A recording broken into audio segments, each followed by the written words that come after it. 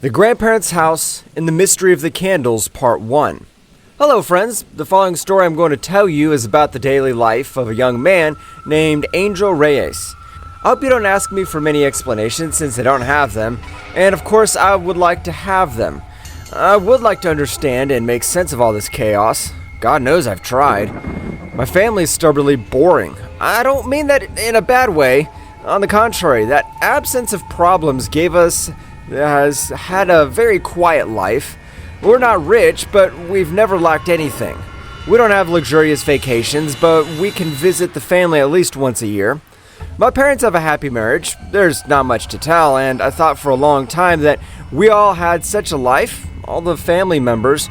At least at the beginning of the year 2022, I realized that it wasn't so, and that this is where the mystery begins.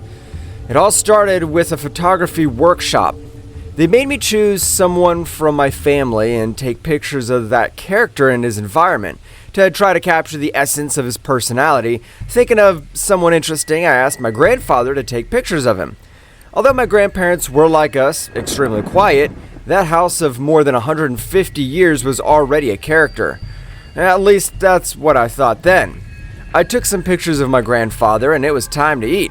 Grandma prepared chicken broth for me, and she was very happy that I visited them. Once as a child, I told her as a courtesy that the chicken broth was very good, and since then she thought it was my favorite dish. Whenever she knew I would visit, she'd prepare it for me. She's so cute. In the street, suddenly there was a scandal. A boy had tried to rob the house of an old man near the corner. I didn't count that all day that man's children were there. They chased him in front of the grandparents' house and were giving him a tremendous beating. My grandfather was a very sensible man. He went out to ask them to wait for the police. At the end of the day, there was always the doubt, he said. Maybe he stole because he likes easy money or because of real need. That's what he always told us. I wanted to leave, but my grandmother stopped me. She asked me to wait inside and she told me to go back into my grandmother's house. She asked me to wait inside and I had to go into the house, listening to the screams behind those huge wooden doors. The house looks more like a convent, an old hotel than a house, but it had always belonged to the family. From the main entrance that faces the street, there are two corridors, one on the left of the bedrooms and another to the right of the kitchen. Dining room and living room in the center, there was a door to the small central garden with a fountain with an angel that, since I could remember, has caused me a lot of fear. I decided to finally ignore the hustle and bustle and continue with the photo session. I approached the angel as always with some nervousness and took some pictures. The light at the moment was perfect, and suddenly in the background, out of focus, through the camera I saw someone passing towards my grandparents' bedrooms. I lowered the camera and saw nothing, but I decided to approach that side of the house, usually always closed for visitors. My grandparents, for some reason, always sleep in separate rooms, one door in front of the other. At the end of the hallway, and in the front of both doors, the entrance to a smaller cellar that I had never entered. I thought that maybe it was time to do it. By talks that I had heard, I understood that they kept some photographs and old things that at some point my mother used it as a study, and that among other things, they kept the things that the former inhabitants of that house were leaving over more than 100 years. When I approached the door, I didn't know how to explain it. I felt as if someone was calling me from inside, and at the same time as if someone was pushing me by the chest as if I could not come any closer. Angel, the sound of someone calling me and by my name, and my back froze my blood. Stunned, I only felt hands grab my shoulders, and I screamed before realizing that it was my grandmother. She never scolded me so much. She told me that he would not tell my parents.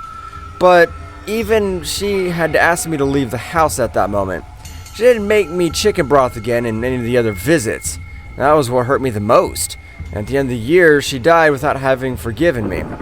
She died on December 30th, and on the 31st of December, while the families gathered to wait for another year coming, mine was also gathered, but for another reason. At my grandmother's wake, we talked with the cousins remembering Grandma, especially the five of us who were almost the same age.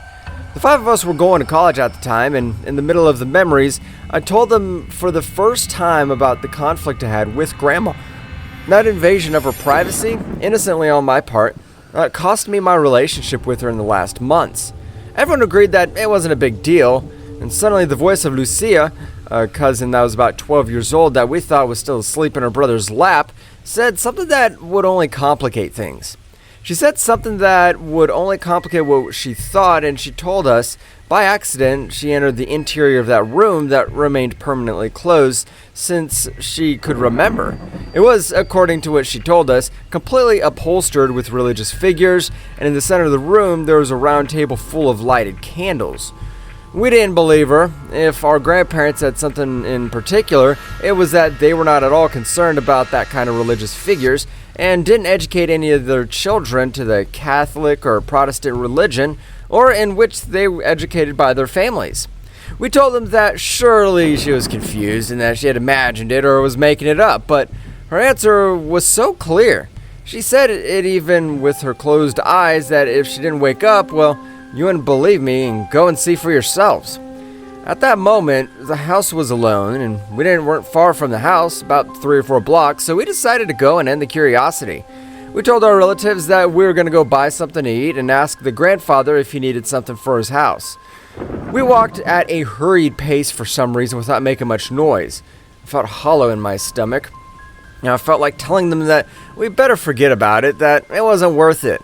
I'm not sure if that night there's no light in the street or if everyone decided to spend New Year's Eve somewhere else, but the street was more deserted and darker than usual.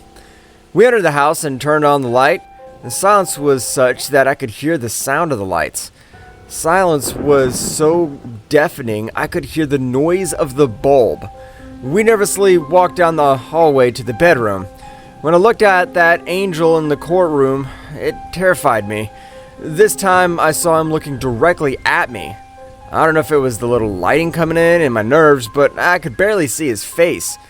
And instead of a smile, what I saw on his face was an expression of terror or anger, but his mouth was completely open, or at least it was what I could make out in the darkness of night. Suddenly we already were in front of the room with my 4 cousins, Edward, Brian, Lixel, and Daniel. I opened the door and we found the image Lucia had said minutes before. From floor to ceiling, the room was covered by religious images of all kinds. It wasn't necessary to look for the switch to turn the light on. It wasn't necessary to turn on the lights because of the candles that were around the full room that illuminated the sky blue background with paint. And it made us fully appreciate the images, even the most hidden ones. We realized that there were even Hindu images in the corner of the wall, and we all went around the room trying to find out what it meant, but while my cousins were arguing, I could only think of one of the candles that was about to be completely consumed. The wooden gate rang. Someone had come to the house. I ran out of the hallway from where I could see the entrance and patio. It was my grandfather. I ran to tell the others, and we ran out running on tiptoe, and we saw the light in the hallway turn on. My grandfather was a few meters away from us and about to see us. Lixon and Edward barely managed to enter my grandfather's room. Outside of Brian and Daniel, I had to enter my grandmother's room trying to close the door without making much of a noise. If she, my grandmother, who was all love, was so upset with me, I couldn't imagine what my grandfather would do if he realized we, with my other relatives, were watching over his wife. He had betrayed his trust. My grandfather's slow steps approached until he stood in front of the door to which I was glued trying to listen. Suddenly I thought it was likely that he'd come to the house for something of Grandma's or to enter her room to remember her or something like that. And I quickly jumped to the floor to get under the bed. I heard him open one of the other doors. When I was about to peek out and get out from under the bed, he came into the room. I could barely hide. I saw his feet walk towards the center of the room, and I saw him get on his knees. I thought he had seen me and that he'd peek under the bed and pull me out furious, but he just put his hand trying to get something out. He passed his hand very close to my face, and luckily he didn't touch me. When he touched a shoebox, he pulled it out and he left the room. He closed the door and I heard the steps in the hallway. I heard another door close and then he walked away. Minutes later, Brian came in for me and he had to hide under the candle table. He couldn't do anything else. He saw Grandpa came in with a candle. He lit it and left it there. Then he walked away. He lit it, left, and then when I went to see, I noticed the candle that was about to be consumed changed. The one I had concentrated on. There were 46 candles on the table, forming a figure that I couldn't describe. It wasn't something I'd seen before, but it was too precise to be a coincidence. Now that I even was more tormented with doubt, evidently we couldn't commit to it anybody, but What the hell did it mean that all of this was in the room? Because Grandfather took the time to go to change the candle in the house in the middle of his wife's funeral. Because nobody, not even his last children, entered that room. They seemed to have no idea what took on with their grandparents to make it so forbidden in the last time. When, in March of this year, 2023, Grandfather's health suddenly declined. I never thought of questioning Grandpa about it, as suddenly as he arrived at the hospital, he died. The family was almost happy that he came back to join Grandma. Brian was the last one to talk to him, according to what my mom told me when I arrived at the hospital. While my uncles were passing by as they were arriving to the place, my cousin suddenly came in to see him. After a few minutes, he left the room, and by the time Uncle Rodolfo came in, Grandpa had already left. It seems strange to me that Brian, the most rebellious, was the last one to see him. He was always the most distant of all, but when he was 14 years old, he confessed to the whole family that he was gay. The closest cousins, if we had realized it, and became of our age, we accepted it without any problem. But there were some uncles that, for some stupid reason, stopped talking to him. At that moment, it was the grandparents, the ones we least expected, that ended up supporting him more. So something in me felt that it was the right thing to do, that he had the opportunity to hear the last words of his grandfather. However, minutes before I found Brian and I knew the truth about it. I hugged him and we both had tears in our eyes. He asked me to accompany him to his grandparents' house. I asked him to wait for Edouard, who was about to arrive, but he told me that there was no time. We left running and he drove, as I'd never seen him before, to my house, and on the way he told me everything. It had not been a coincidence. My grandfather wanted to talk to him when he felt that he didn't have much strength left. Among what Brian thought was incoherent, he told him clearly that he saw him hiding in the room with the candles. When he had to hide under the candles, he told him that he had seen Brian hiding, and he repeated it so that it wasn't his or Grandma's fault to keep the 46 candles lit. Those were his last words before he had asked him to go to the house to make sure that they didn't go out. At that moment we had arrived to the house, Brian told me that he didn't have to do it. I was also convinced that I was also had to be there, and when I went in with him, and although it was still early, the interior of the house and even the patio was getting darker and darker. I couldn't avoid looking at the angel, but I lowered my eyes this time. We ran to the candle room, and there were several about to be consumed, but there was one that had already disappeared completely. Brian asked me to help him look for more candles, and I went in with him to grandmother's room to take the shoebox, where we saw my grandfather take the candle before, and suddenly, at the end of the corridor, I saw a figure of a girl, with almost alert position. She was looking towards us. She had something like a light mist that didn't allow me to see her clearly, and that let her be just a silhouette, and didn't let me see her face clearly. Very strange darkness. I began to paralyze little by little, but when I came to my senses and began to accept that it was not one of my cousins, nor a neighbor or anything like that, I was saying something that, for some reason, I knew it had to go with the room behind my back. That silhouette of a girl suddenly ran towards me, and I also ran in the same direction, but to throw myself into grandmother's room to take the box and run to the room with the candles. We lit the one that was missing. We changed the others that were about to be consumed, and we counted again that there were 46. Something like a deep sigh we could hear all over the room, but we had no idea what the hell had just happened. We dialed Edouard, and he arrived a little later, accompanied by Lixon and Lucia, who insisted in accompanying them. As he could, Brian told them about grandfather, and I tried to say what I had just seen in the hallway, but they didn't seem to pay attention to me. Suddenly, in the middle of the sadness and confusion, a ghostly vision seemed something silly to talk about. Only Lucia seemed to have paid attention to me, while Edouard and Lixon tried to convince us that we were affected by the death of grandfather and that everything was a nervous breakdown. Lucia walked to the candle room, and I shouted when I realized that she was doing, and she took a candle and blew it out. Brian looked at her, screamed, and scared. That's what I thought at that moment. Brian screamed, and I realized that it was a sound. sound that first seemed like a scream, then a cry, and then something futuristic. While we all turned to all sides trying to identify the origin, it was changing to something even stranger. A kind of hoarse growl so low that we could feel the vibrations in our chest.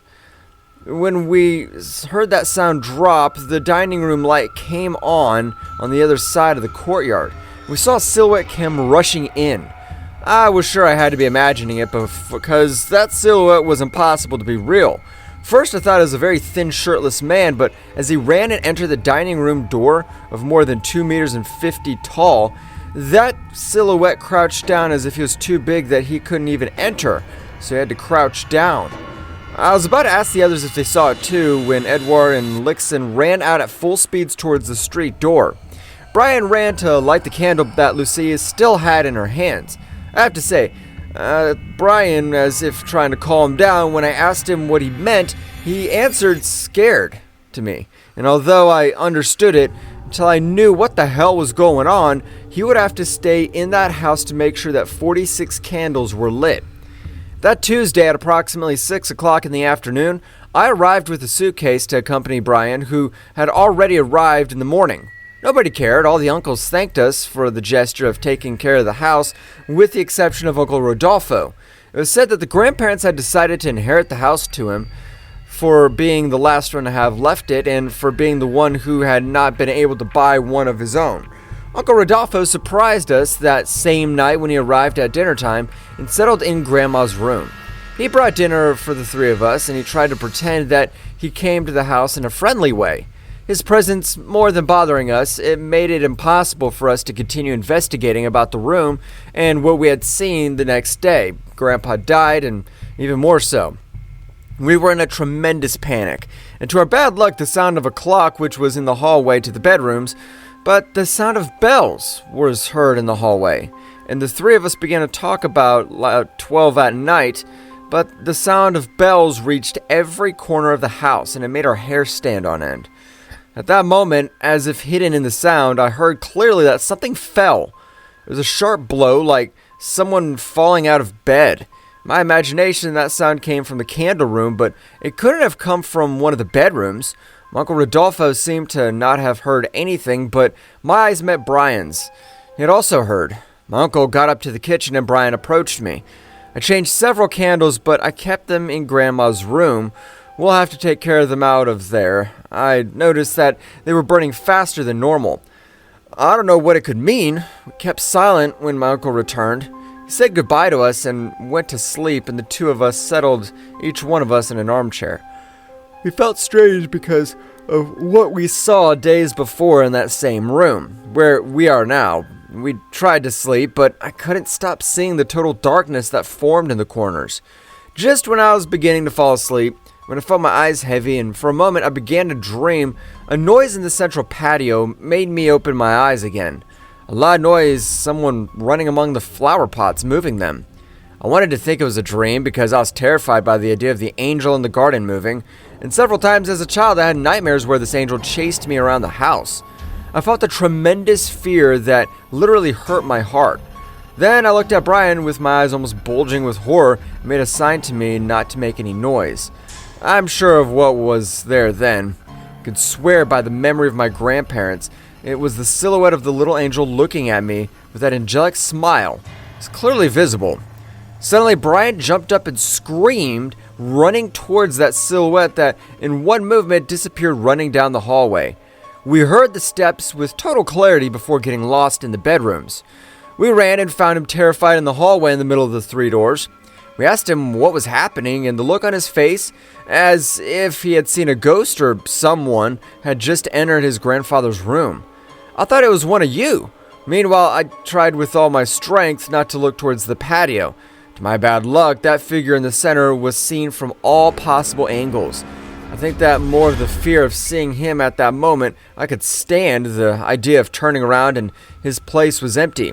The three of us were in shock until Brian slowly opened the door. It had only opened a few centimeters when someone pushed it violently from the inside.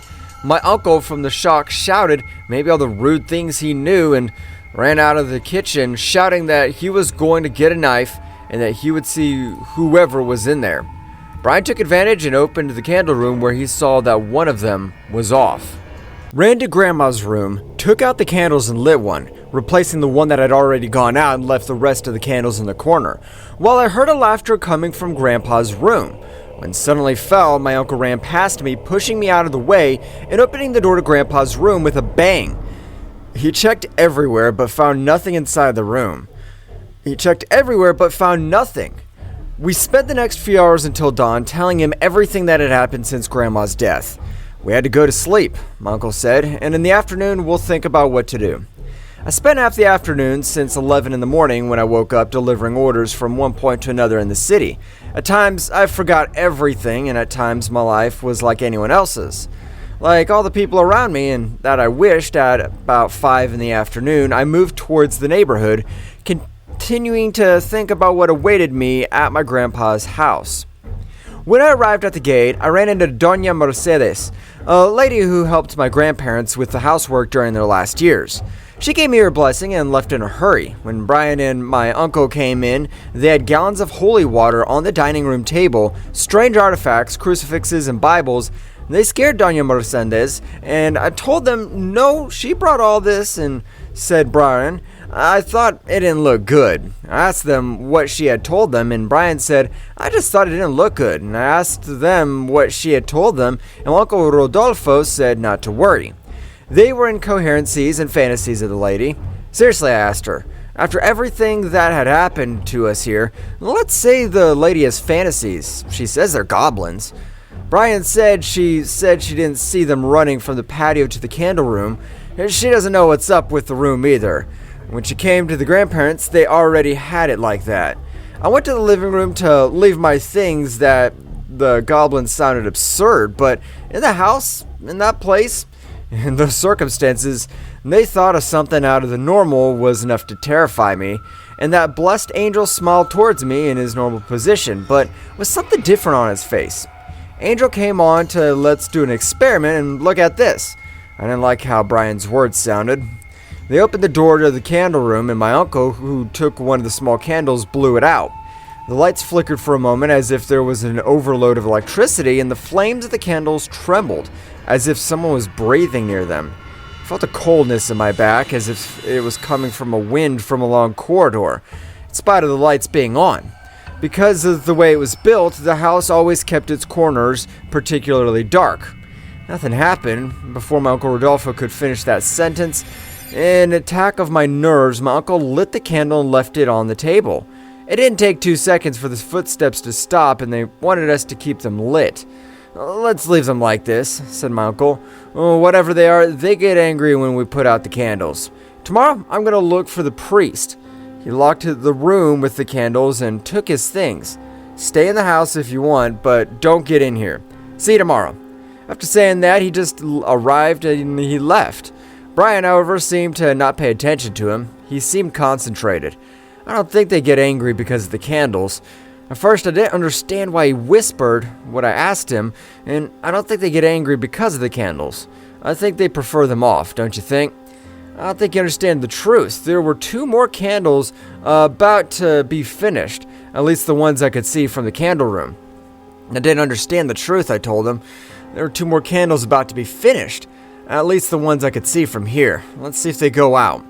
Saying that, he went back to the kitchen and started pouring holy water all over the house. I really didn't know how safe it was to stay there, but what I did know was that I didn't have to leave him alone. So I called Edouard. Well, the only truth is that I didn't want to be alone. Edouard reluctantly agreed to come because he was very scared. He arrived at about 10 o'clock, he said, because he had a lot of things to do in the house. Because he had many things to do in the store, and well, I knew it was not a pretext because he was helping his father in a small hardware store they had. We had been having bread and milk for dinner when Edouard arrived. He arrived later than he had promised and tried to convince us to leave, to let Uncle Rodolfo deal with it. If he wanted to keep the house, it's not about what is left, but about what it is, said Brian. This was the grandparents' house, and we all have memories here. We all grew up here. It belongs to everyone. Whatever comes out of that room, we arrived before, or maybe Edouard didn't finish. Maybe that was from before. We were silent for a while and tried to finish dinner. A while later, a deep sigh seemed to come from the room of the candles. There was some about to be finished, and Brian said to Edouard, "We want to see what happens if we leave it like this." A murmur then started to go through the house. Brian and Edouard walked towards the hallway, and I got up to leave my plate in the sink. When I got to the sink, the murmur got louder. It seemed to come out of the pipes. I don't know if it was another language, but I couldn't understand it. But I couldn't stop looking at the pipe. I took off the screen that protects it, and the murmur dropped for a moment, as if it had been surprised. Then, a moment later, it continued as if nothing. I could almost see an eye peeking out from inside there. That's my imagination, I thought. Nervous, I walked down the hall to look for my cousins. Then I realized that someone had turned off all the lights. Only in the kitchen where I was, there was light. Another sigh came from the room, the other candle, I thought, and ran down the hall. When I turned around to head towards the living room dining room area, I saw what seemed to be a woman running towards me. A woman dressed as a bride. Maybe it was my imagination because it was very dark, or it could have been anything. I only remember that instead of going straight, it turned right into the hallway that was towards the street, and it went out to it. I'd like to have everything to change at that moment. That's when I went out to the street, everything would be over, and life would go as normal. But the truth was that the atmosphere became very heavy, and with a very strong smell of sulfur. It seemed to flood everything outside, and fill the whole street. The only thing that occurred to me was to go and knock on the door of the neighbor Madeleine. I liked her very much. I trusted her. Madeleine had tried her luck in the United States since she was old enough to work.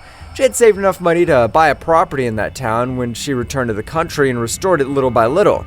She was not even 35 and she was already fulfilling her dream. I repeat, I liked her very much in that the moment she was only ready to find a way to escape from the house when she opened the door, I realized that I had not thought of any excuse. I asked her for her number because I had lost mine, I told her, and I needed to make a call. She told me to go to her house. Even she was looking for her cell phone. I noticed her discomfort because of the time, but there was time later to apologize.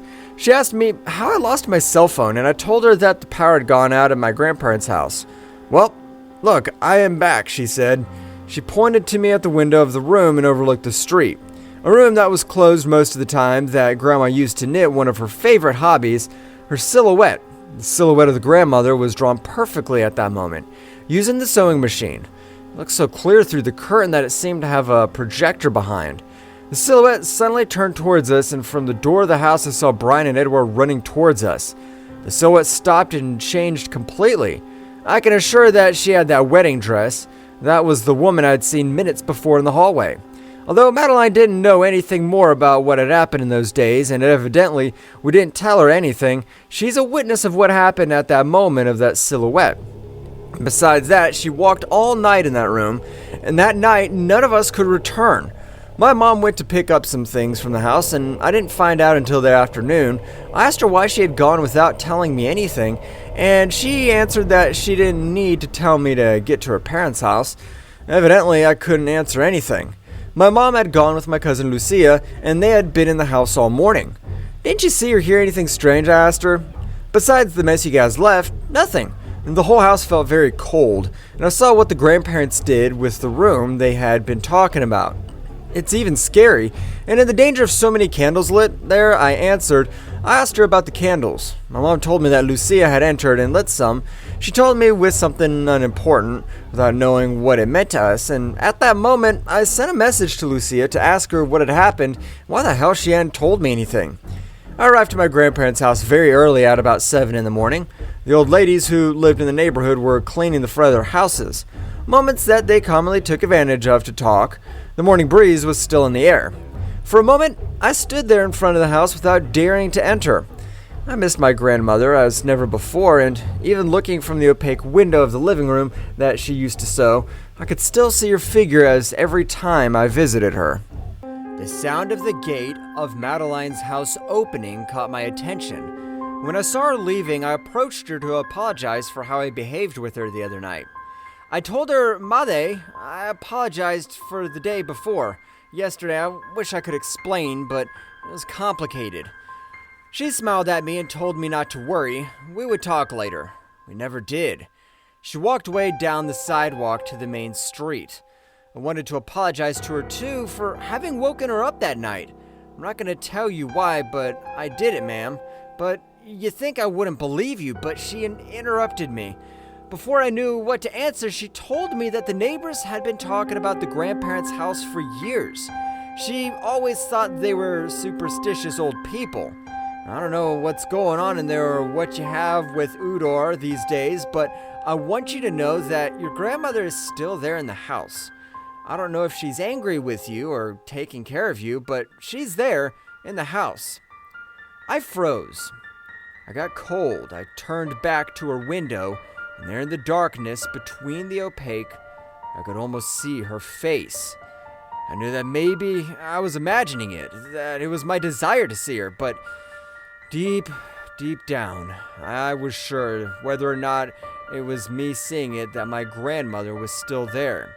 Doña Marie told me that she was seen walking near the windows of the house, and that it never caused her fear, but a strange fascination because she didn't believe in ghosts until then.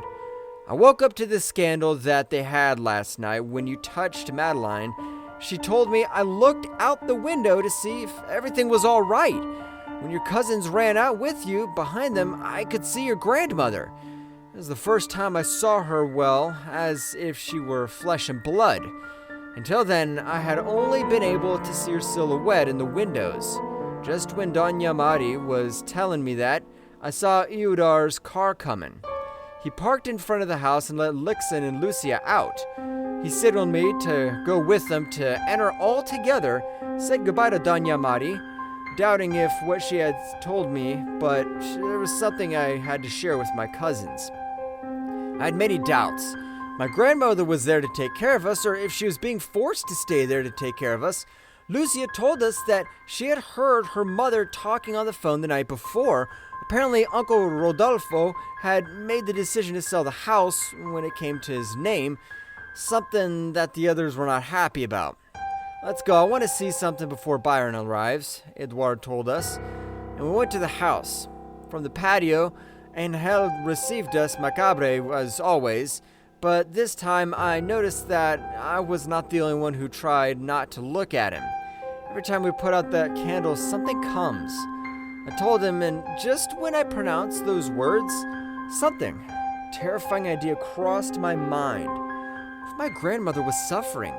What if I needed to light one more candle for her? At that moment, we realized that Lucia was not with us, and we started to look for her all over the house. Finally, we found her turning the kitchen upside down. She was looking for something, and she had finally found it. It was a worn-out card from Don Jose, the man who did all the repairs in the house. Lucy explained to us that the day before, a boy of about 18 years old had passed by and talked to my mom. From the door of the street, he kept peeking out. He asked him specifically if everything was okay, if they didn't need repairs in the room at the back of the bedrooms. He said he was Don Jose's son, so he had to know something. Lucia left in a hurry when he told us that. To my surprise, Byron was already waiting for her outside, and they left quickly, while Lucia dialed the number that was on the card on her cell phone. "Come on, Lexion," said, calling our attention again. "We have to see if this is true. I know that Lexion needed to see it too, that it was difficult for him to commit himself to what the rest of us were saying and trying to investigate.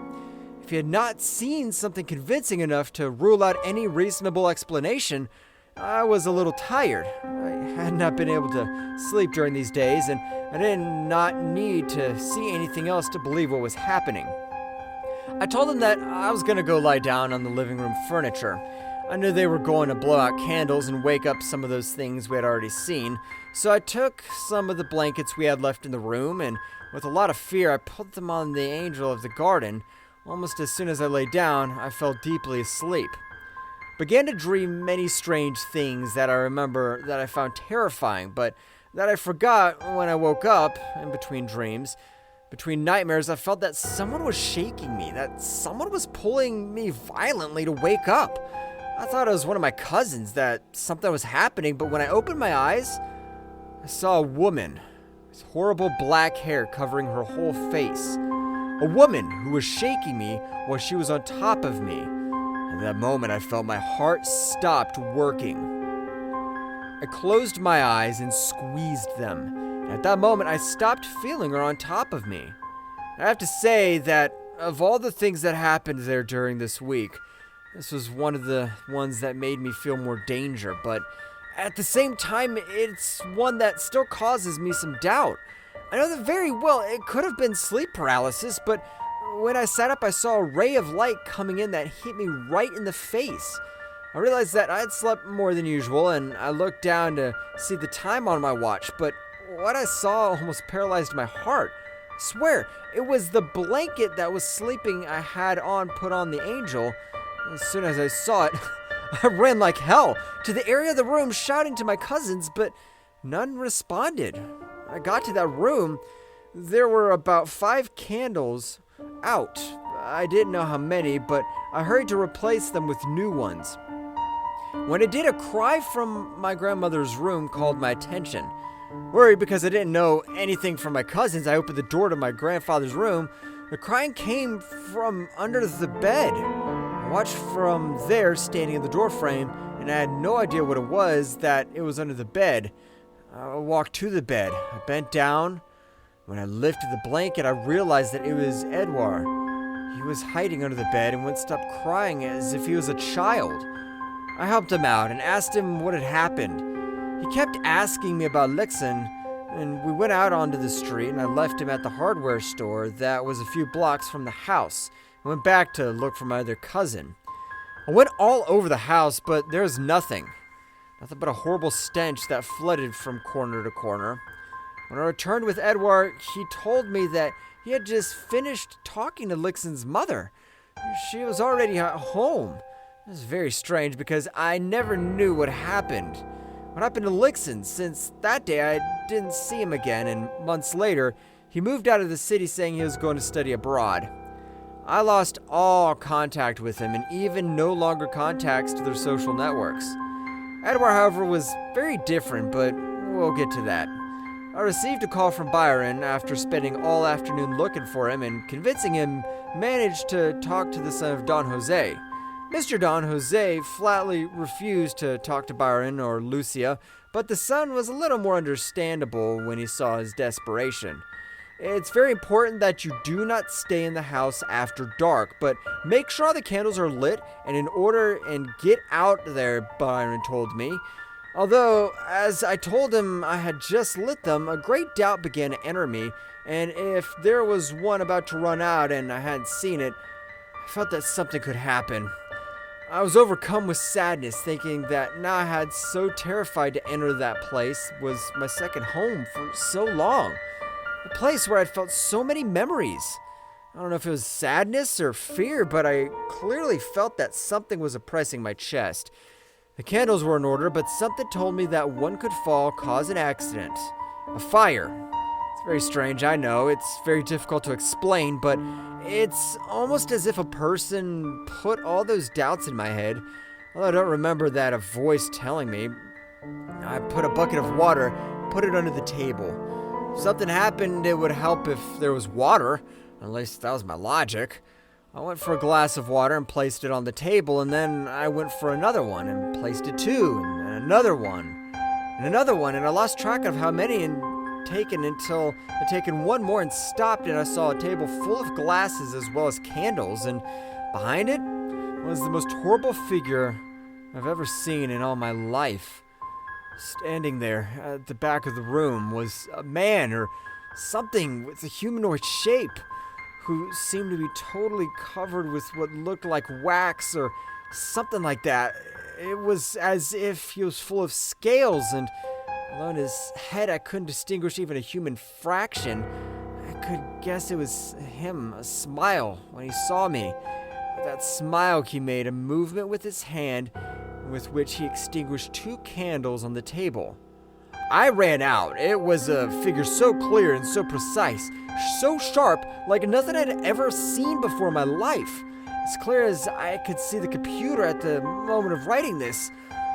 When I ran out, I noticed something in the patio, a figure next to the angel, and I saw it only from the corner of my eye, but it was a silhouette that almost I could swear was my grandfather. My grandfather's sitting next to the fountain, as he used to, but this time he was bending, as if to touch his stomach, as if it hurt him. When I saw that, I was about to turn around to see him from the front. It seemed that the figure of the angel was approaching him, as if to hug him. That's all I remember, and when I woke up in Edward's car, I don't know how I got to him, but I did it in worse conditions than he was a while ago. I don't even know how, but after a few minutes, we arrived to his girlfriend's house, who had a party or a meeting there, and we stayed in that place, and in silence, in shock, but somehow we felt protected. To be continued. At least that's how we felt. For being in the middle of many people who live their totally normal lives, we spent the night there. Saturday afternoon, we didn't go with Brian to my house. He had gone to the grandparents' house before to look at that room, and he said that whatever it was, he was feeling worse and worse. Edward at that moment apologized to us and told us that he could not and would not go on. Neither would he allow Lucia to do so. Brian then decided not to tell Edward what he now knew and gave us at least a clearer idea of what was going on in that place, or at least what had caused it. If he no longer wants to get involved in this, it's fine. It really is not necessary that Edward has to live knowing something like this, he told me. Then he told me the story. The next day was very important. My uncle Rodolfo would finally go with a priest to the house, a well-known priest that had managed to convince to give a visit and bless it after the masses that day. We're going to go too, Brian told me, and that Saturday night, the saddest I remembered in my life, while we drank coffee, he told me the story. Don Jose was reluctant to tell them the story from the first moment. He realized that they had not called him to offer a job, only that way they had gotten his address. However, it was evident that he knew exactly what Brian was referring to when he asked him about the house down the street. The grandparents' house?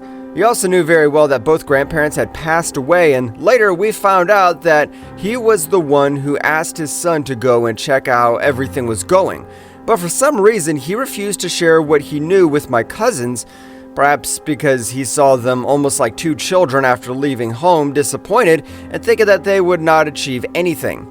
They ran into Don Jose's son, who was returning from doing a little work. An illness of his father was deteriorating him little by little, thus diminishing his ability to go to work. And the young man was taking over more and more completely the family business. Repairs and simple maintenance services, for that reason, even being very young, had touched him to know exactly what happened in the grandparents' house, which most likely would trigger what came later. It all started as routine repair. A house as old as that one needed constant maintenance, so it wasn't unusual for my grandparents to call Don Jose every time a new breakdown appeared. This one, however, was going to require more heavy work, especially breaking a floor and digging. So Don Jose took his son and two of his assistants to help him that weekend. Suddenly, after digging almost a meter, looking for where the leaks in the pipes was, they found a small chest. They had already found some valuable things buried in the yard, something that was common in houses through the Revolution, as in that other occasion. However, they would wait for the grandparents to open the chest and check it. However, when they took it out, underneath they noticed other things covered with cloth. A little further down, another chest and more cloth bags that contained something inside. When the grandparents arrived, they entered that room to check, and Don Jose asked his son and his assistants to leave.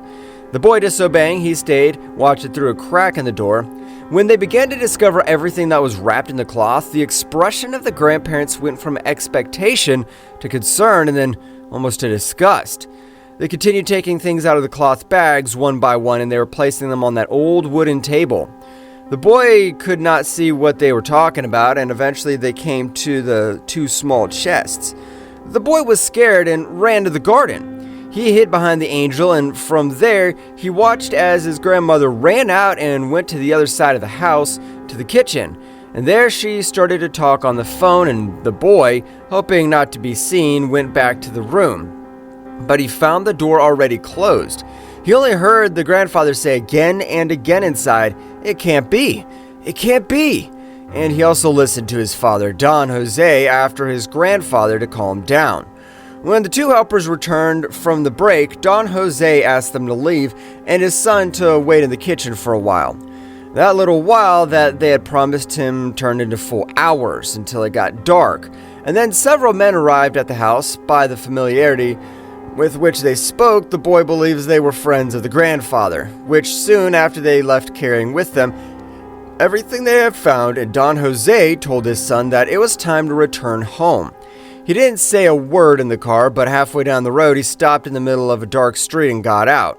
There Don Jose vomited, screamed, and with his eyes full of tears returned to the car again without saying a word, not even a glance.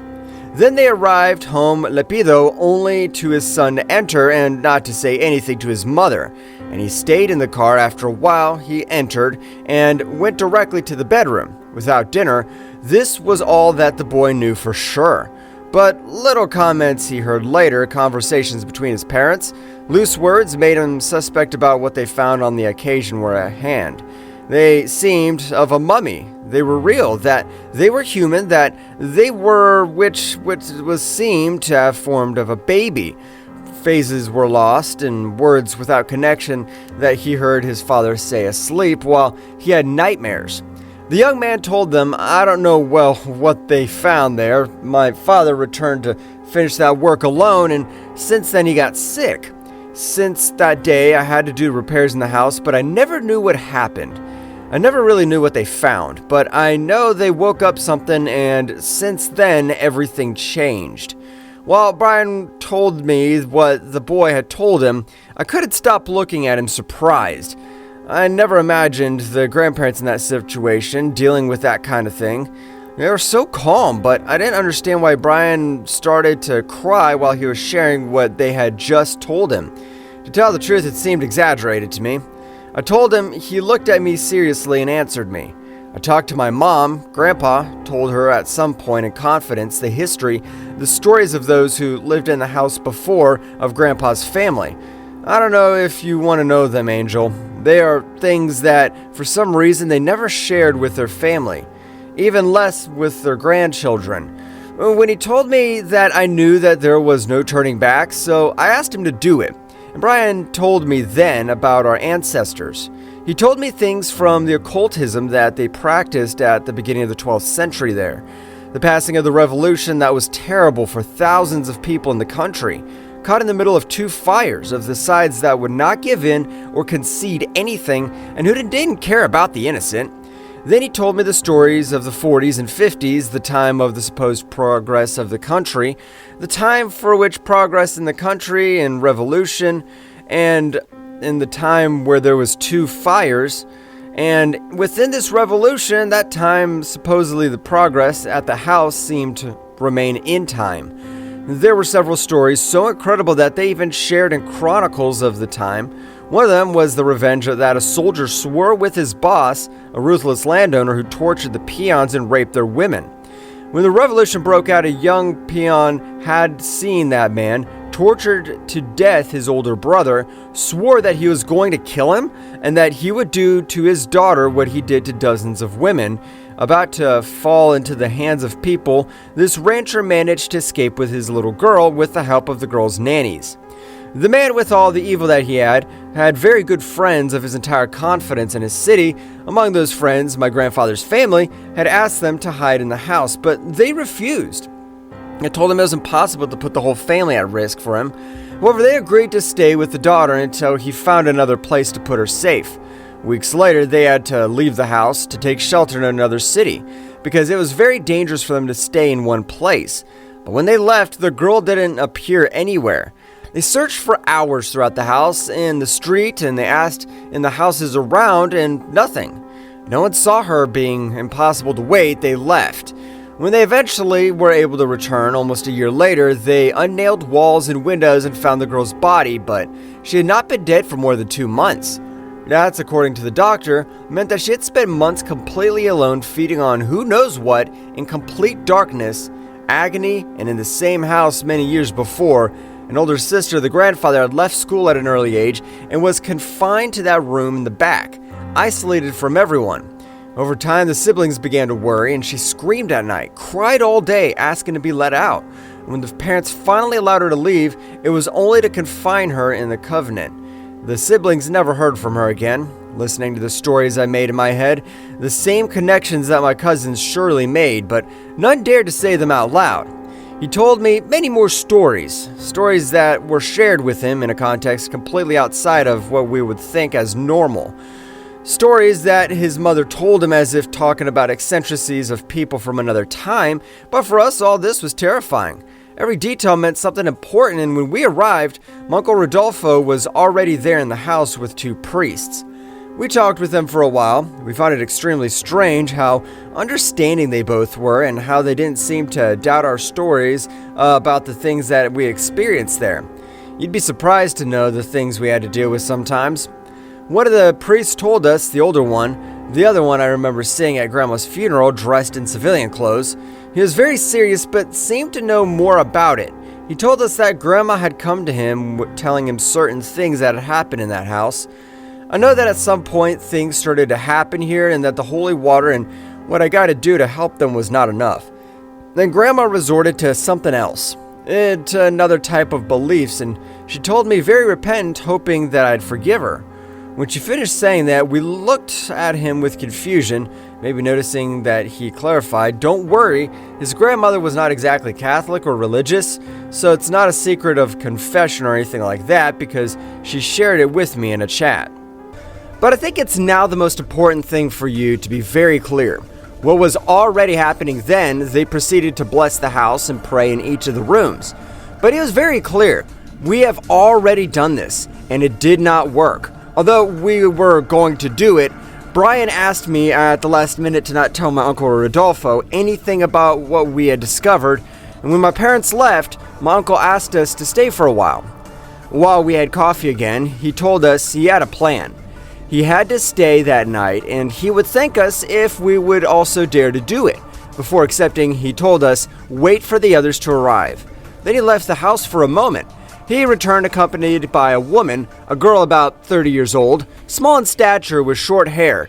She was carrying a board. At first glance, it seemed to be a pebble, but like none I had ever seen before. Make yourself at home, my uncle told her. Prepare whatever's necessary. Brian asked them what was going on. Then someone calling my name caught my attention. I was in the living room and the voice seemed to be coming from the kitchen. It was completely dark. Angel, I heard it clearly again. Someone was calling my name, so I approached slowly, and barely illuminated by the moonlight coming through a slit in the curtain, I could see the silhouette of a woman, a familiar silhouette. Angel called me, my uncle, please go to get some dinner while we started to prepare everything. She gave me some bills, and I left in a daze, still listening to that voice that came from the kitchen, and that somehow I could feel in my whole body. I remember very well that when I returned with the food in the street of my grandparents' house about 40 meters from me, I could see again the silhouette that I had seen in the kitchen, the silhouette of my grandmother who was clearly looking at me straight ahead, and when I wanted to see her more clearly, she was hiding in the powerful light of the street lamp that was mowing me down. But there she was in front of me, and when I thought of talking to her, I just thought, I'm not sure of anything that happened at the stage of our lives, but one of the few certainties I have is that day my grandmother and I were at peace, and that it made me see that somehow she was no longer linked to that house. When I came in, I was surprised to see Brian, my Uncle Rodolfo, and the youngest priest, who had been with us in the afternoon, watching from outside the girl preparing her board. In the candle room, do you really think it's a good idea to play tile games here? I asked them very angrily. It's not a board, said my uncle, while he took me by the shoulder, and well, to this day I don't know what it was, but surely some of you will better know what that board is. With a very similar shape, as I understood, more than to have contact with the spirits and have them answer your questions, this other table is like a tool to guide the dead, to give them support from this spiritual plane. Let's give this a try, Brian told me. According to what the priest told us, the last time between my grandparents, Dawn, Jose and the mother of that girl, who was now starting to light incense, had managed to contain in that room those who had started to invade the house since they found chests. "Almost everything's ready," said the girl. "At 12 o'clock, we are going to start." I don't know if the girl really knew what she was doing, but there was a mixture of chants in Greek, Our Fathers, and prayers in Latin. Religious figures of all kinds, and a box of candles that gave off a horrendous stench, even when they were turned off. "This is going to take a long time," they told us. "And these candles, I'm going to try to attract what lives in the house, a candle for each presence, but these candles are of living flesh, and when they're extinguished, they will not come back here. Living flesh." The priest gave us his blessing and told us that he'd be nearby in the street if we needed anything from him. I guess then that we had gone beyond the limits of what even a priest as modern and as liberal as him could tolerate. The girl asked my Uncle Rodolfo to take a candle from the room and then go out with it. "When I tell you to put it out," she told him, my uncle went in nervously.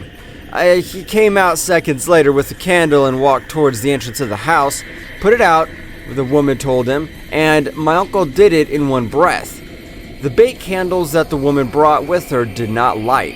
I heard a scream from my uncle, and then how he ran out into the street.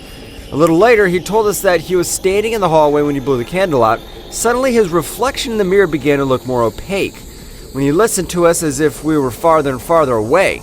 That spot that was his reflection suddenly became a woman in black, who in the blink of an eye was in front of him trying to grab him by the chest. So he escaped to the street where everything seemed to be normal, and the candle lit moments later. Then it was my turn. Actually, it was Brian's turn, but I was so scared that I wanted to end it as soon as possible. So I took a candle and went out. I froze in the hallway when my initial plan was to run to the kitchen. I didn't know if a draft or it was something else, but when I walked down the hallway, out of the corner of my eye I saw the silhouette that was starting to come down from its place. I was petrified. Out of the corner of my eye, I noticed that when I walked again, I took one more step, that house moved. It only did it while I was walking. Then I also saw next to it, sitting in that fountain, the silhouette of my grandmother, and every step I took, that thing got closer and closer to her.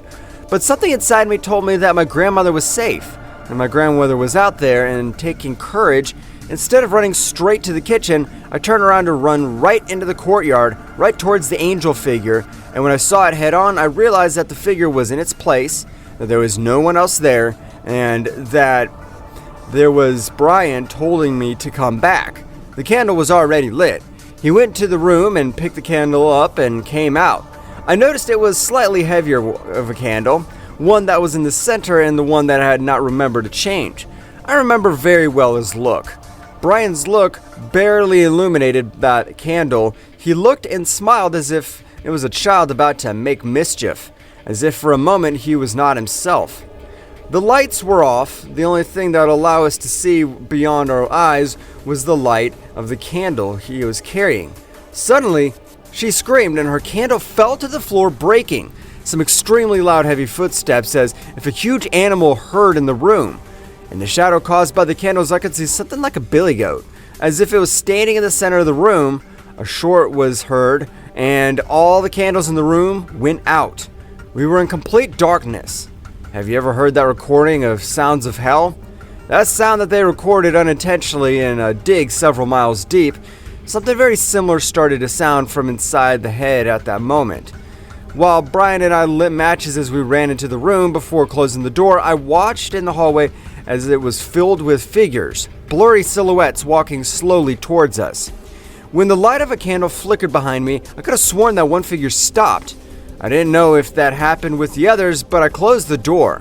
What I had just seen had made me dizzy because they were like, we lit one by one, not only 46 candles, but all candles in the room of that horrible smelling candles that the woman brought. We could only light 18. I never found the others. Nothing was the same again. The woman told us that she didn't know how to solve the problem after that attempt and asked us to not call her anymore if she had to go to that house. The father, who was supposed to be outside, vanished. I never knew what happened to him or if he was a real priest. My Uncle Rodolfo inherited the house, and before even having the papers in order, he rented it for an office for a government agency. I don't know if all that was when in the room, but I do know that if the candles were still there, that agency lasted very little time there. So the house was empty again. My uncle never told anything of what happened. And when Edouard dared to do so, my uncle Rodolfo denied everything, leaving Edouard as a liar and, even worse, as deranged. Edouard, in fact, was treated for bipolar. I never denied anything he said, but I was never asked directly. And after seeing how he was treated, I decided not to tell the family, only a few of my closest friends, about it. Lucia keeps making comments about it, but her character is so sarcastic that nobody seems to take her seriously. I'd seen Brian so bad recently, Uncle Rodolfo seems to ignore it all so easily that I've wondered how much of it was really true. How much of it went on in my head, and maybe I'd have to go back and see that room. Lucia's constant calls for attention reminds me that we actually witnessed something terrible. It pains me a lot to say this, but I think I have to. After a very clumsy suicide attempt, everyone except Lucia and Brian started to treat me differently. I can't explain it to you. I'd be lying to you if I said that I tried because of what happened, because of what I tell in the story, and I'm not going to bore you with all the details, but I feel that somehow this influenced in a percentage, even if it was very small. Things in my life entered a terrible stage, and since what we spent in that room, I felt as if something consumed my energy, as if something constantly, day by day, drills my head. I'm open to all your questions, and I'll try to answer as I can.